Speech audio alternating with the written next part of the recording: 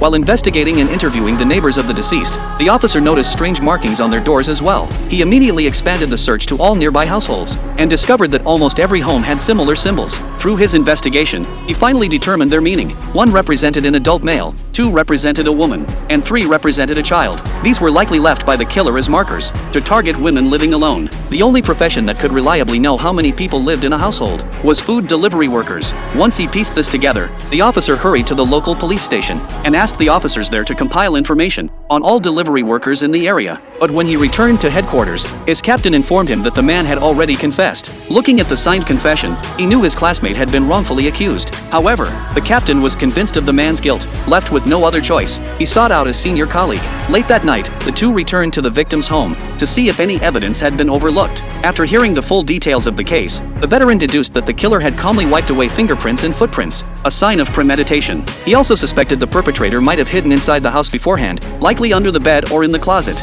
Sure enough, they discovered a fingerprint inside the closet, but when they ran the print through the database, there was no match. The lead went cold there. His classmate was sentenced to 12 years in prison. Then, one day, another murder occurred within the same jurisdiction. The victim was also a woman living alone, and her body was found completely naked as well.